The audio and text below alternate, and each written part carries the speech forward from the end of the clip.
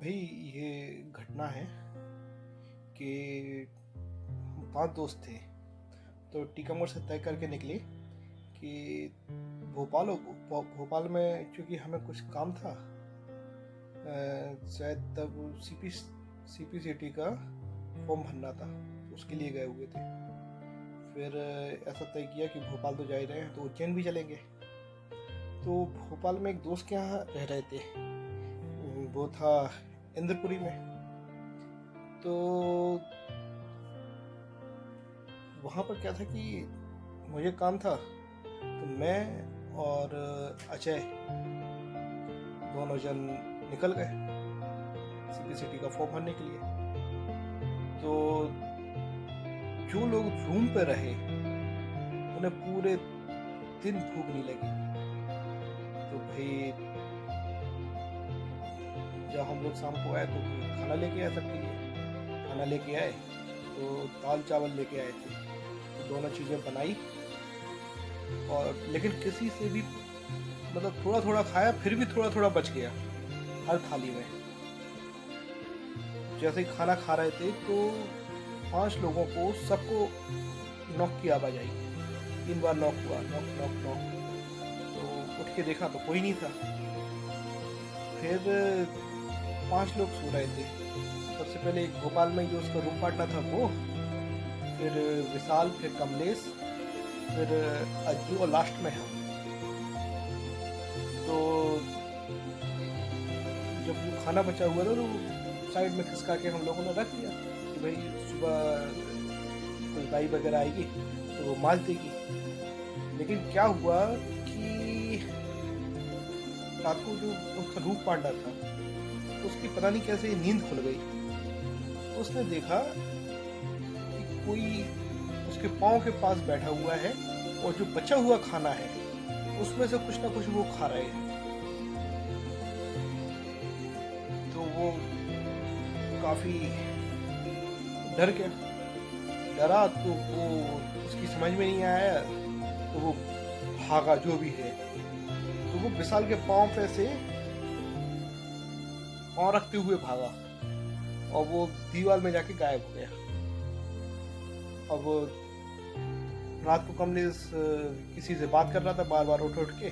तो विशाल को ये लगा कि शायद ये कमलेश है, और उसने उसको भरपूर गालियां दी कि क्यों बे कमलेश, तू फालतू में सोना हो, सोना मैं तो निकल जाएगा बाहर। और उसने एक झापड़ मारा तो उसकी नींद खुल गई। नींद खुल गई तो उसने देखा तो ये तो सो रहा है यार, वास्तव में सो रहा था। अभी वो होता है नॉर्मली तो उसको समझ नहीं आता कैसा सो रहा था। जब वो उठा तो अज्जू की नींद खुल गई। अज्जू की नींद खुल गई। अब देखो वो जो उसका रूप माना, पूरा पसीना पसीना, पूरा पसीना पसीना है। उससे कुछ बोलो तो कुछ बोल ना पाए, कुछ कहो तो वो कह ना पाए, बिल्कुल सुस्त है। फिर उसने धीरे धीरे करके पानी पिलाया और उसको कहा, तो उसने बताया कि ऐसा कोई था, कोई महिला थी जो कुछ खा रही थी।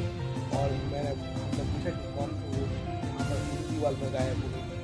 हमारी नींद नहीं खुली, पूरी रात सोते रहे हम, हमारी नींद नहीं खुली। तो सुबह ये मालूम चला भाई, जब काम हो ही गया था, दूसरे दिन उज्जैन जाना था। तो फिर ये जो बातें हैं ये पूरी डिस्कस हुई ट्रेन में, उज्जैन के रास्ते में। कुछ काम था नहीं, 1 आध घंटे का समय था, 1 डेढ़ घंटे का। इतनी जनरी रहती है। तो देखा तो उस समय बात हुई, तो उसने उस घर में कुछ तो था। तो उसने क्या किया था, एक तांत्रिक थे। तो उन्होंने कहा कि उन्होंने 2 सलाह दी थी, या तो तुम इसको छोड़ दो कमरे को। अब चूंकि उसके पेरेंट्स के साथ उसके कुछ विवाद चल रहे थे, उसके पास पैसे थे नहीं। तो उसने क्या किया कि अलग से रूम नहीं लिया। उसने कहा नहीं, रहना तो यहीं पर है। तो उसने क्या किया था कि रात को उन्होंने जो तांत्रिक थे उन्होंने मंत्र पढ़ा। तो उन्होंने कहा लाउड स्पीकर पे फ़ोन रख देना। उन्होंने कहा ठीक है। लाउड स्पीकर पे फ़ोन रख दिया और उसने जो बताया है जिस हिसाब से, उसने कहा लाउड स्पीकर पे मंत्र फ़ोन रख दिया था और उसने मंत्र पढ़ने चालू किए तांत्रिक ने। अब जो तांत्रिक ने मंत्र पढ़ी उसने कहा था कि तुम्हें बहुत बड़ी अगरबत्ती दी थी उन्होंने, खूब बड़ी।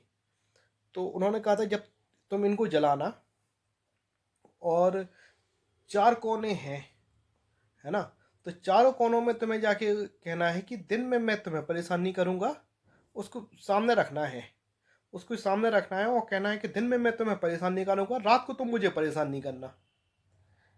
तो ठीक है भाई, उसने वो मंत्र पढ़ते रहे और ये चारों कमरों में जाके कहते रहे कि दिन में मैं तुम्हें परेशान नहीं करूँगा, रात को तुम मुझे परेशान नहीं करना, दिन को मैं तुम्हें परेशान नहीं करूँगा, रात को तुम मुझे परेशान नहीं करना।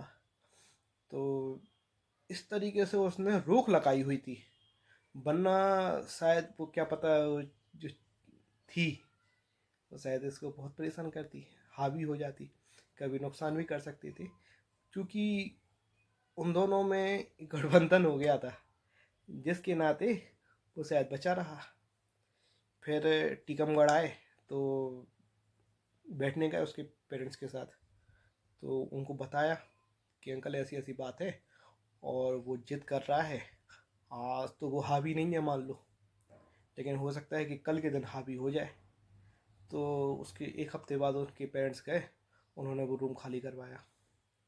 तो ये तो रियल घटना है जो मेरे साथ हुई है ना। ऐसे ही और भी कई घटनाएं हैं जो आपके साथ सुनाते रहेंगे और आपको बताते रहेंगे।